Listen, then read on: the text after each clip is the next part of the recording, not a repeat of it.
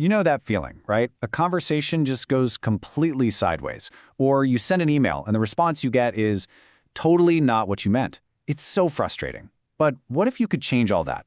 In this explainer, we're going to dive into how to turn communication from, a headache into your single most powerful tool. All right, so let's start with a problem that I'm pretty sure everyone has faced. I call it the just handle it problem. It's that moment at work when a super simple request somehow spirals into a huge headache, all because of a few simple words. I mean, seriously, have you ever been frustrated by unclear instructions? The answer is probably yes, right? Like, who hasn't? You're all fired up, you're ready to go, and then boom, you get directions that are just mush. Vague, incomplete, totally confusing. It feels like you're being set up to fail before you even start, and it's one of the biggest reasons things fall apart on a team. And this is the poster child for bad communication. Someone just casually tosses us at you. Just handle it. Okay, handle what? How? Does that mean I should do it my way? Your way? Is there a budget for this? When is it due? You see, this one little phrase is the perfect example of communication that actually creates problems instead of solving them. And what's the result of that? Well, it's a domino effect. First, you get confusion.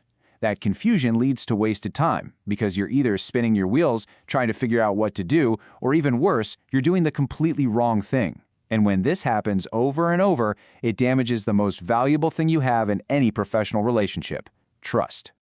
Okay, so how do we fix this mess? The answer isn't a simple tip or trick. It actually starts with a huge shift in how we think about communication itself. We've got to stop seeing it as just, talking or typing.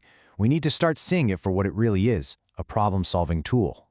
And this is the key idea right here. Think about it. Every single time you communicate, you're trying to solve a problem.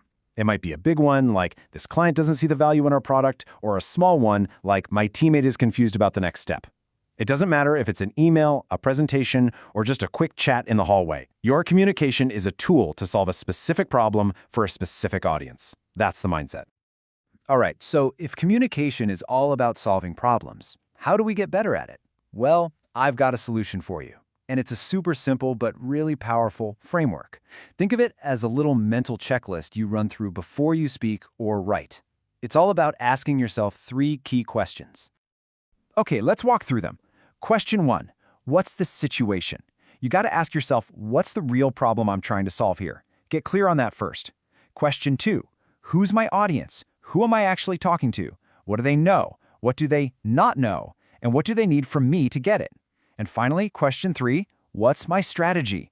Okay, now that I know the situation in the audience, what's the best plan of attack? Is this a quick email, a phone call? Do I need to be formal or can I be casual? You figure this out before you start. Now, once you've got those 3 questions down, we can take it a step further. To really master this, we need to zoom in on 2 parts of your strategy that are absolutely critical: context and credibility. Seriously, getting these 2 right is a total game changer. Let me show you what I mean by context. Look at this. The action is the same. You tell a joke. But if you tell that joke to one coworker, what's the outcome? You build rapport. You strengthen a connection. Awesome. Now, what if you tell that exact same joke in the middle of a super formal meeting? Yeah, suddenly it seems unprofessional, maybe even inappropriate. Same words, totally different results. That's the power of context. It's everything. And this idea of context leads right into something else: your responsibility as a communicator. It's pretty simple, really. You owe your audience 3 things: honesty, clarity, and fairness. That means you tell the truth, you make sure you're not confusing, and you don't try to manipulate people. And look, this isn't just about being a nice person, it's about being an effective one. Because when you deliver on that responsibility, when you are consistently honest, clear, and fair, you build something incredibly valuable. You build credibility. And you should think of your credibility as your single greatest asset. It's like a bank account. Every single time you're straight with someone, you make a deposit. Every time you're confusing or shady, you make a withdrawal. You never want to let that account run dry. And this quote just hits the nail on the head. If the audience doesn't trust you, they won't buy from you. And buy doesn't just mean with money. They won't buy your idea. They won't buy into your plan. They won't follow your leadership. It doesn't matter how brilliant you are. If that trust isn't there, if that credibility account is empty, you've got nothing. It's the foundation for everything. All right, so we've talked about the problem and we've walked through the solution. So what's the big takeaway here? What's the one thing you should remember to make every conversation, every email, every interaction better? It really all boils down to these three things. From now on, make your communication 1. Intentional. That means you know why you're saying something before you say it. 2. Audience-centered. Remember, it's not about you, it's about them. And 3. Ethical. Always be honest, clear, and fair to build that credibility we talked about.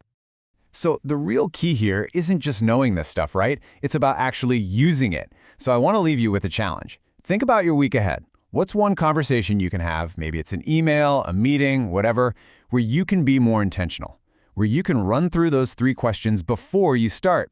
Give it a shot. I think you'll be amazed at the difference it makes. Thanks for joining me.